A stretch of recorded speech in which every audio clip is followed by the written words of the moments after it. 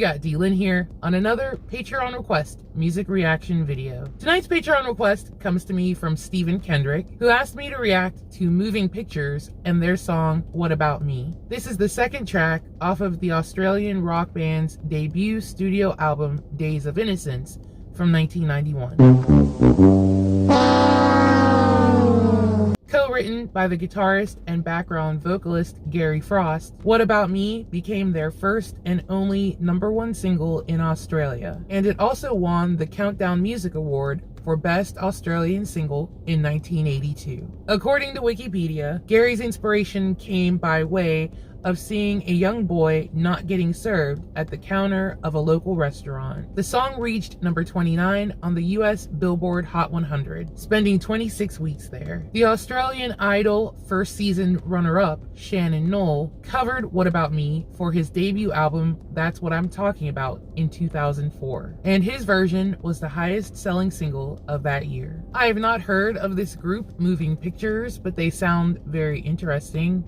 One side note I did not mention is that I guess Gary had experience. I believe he may have been maybe a worker, a youth worker, or maybe he counseled autistic children.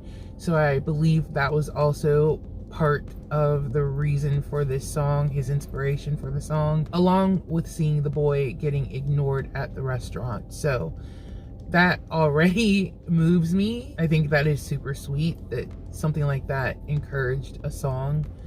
Obviously, all kinds of things encourage songs though, but it just shows the humanity in people, I guess, when I hear things like that. Not sure if tears are gonna fall or not, since I know that much about the song, but we shall see. I will be reacting to Moving Pictures and their song, What About Me.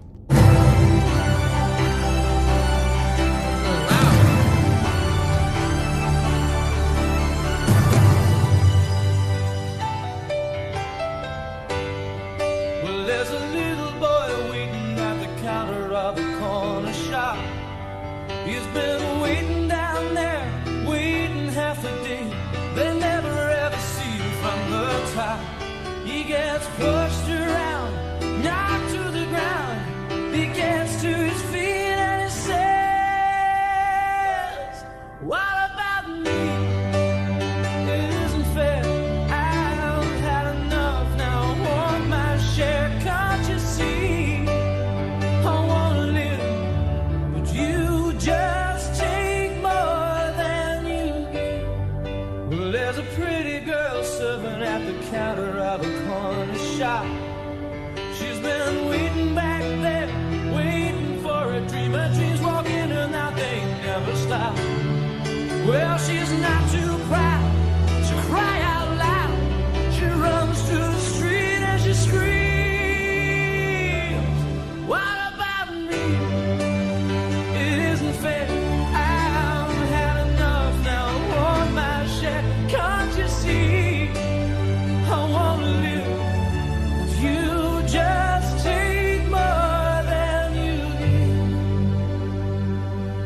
More than you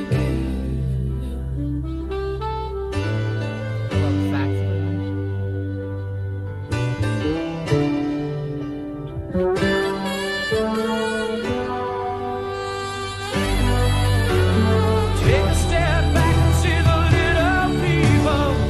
There might be ugly, bad ones that make the big people big. So listen as they whisper, what about me? Now I'm standing on the corner, all the world's gone home. Nobody's changed, nobody's been saved, and I'm feeling cold and alone. I guess I'm lucky, I'm alive, but sometimes I wish for more than I've got. What about me? It isn't fair. I've had enough now. I want my share. Can't you see? I wanna live, but you just take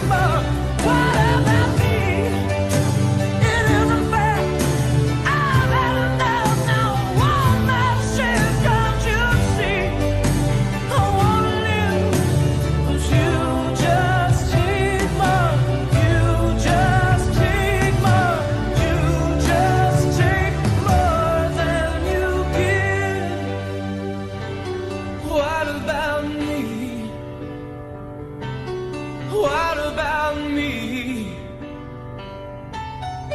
What about me?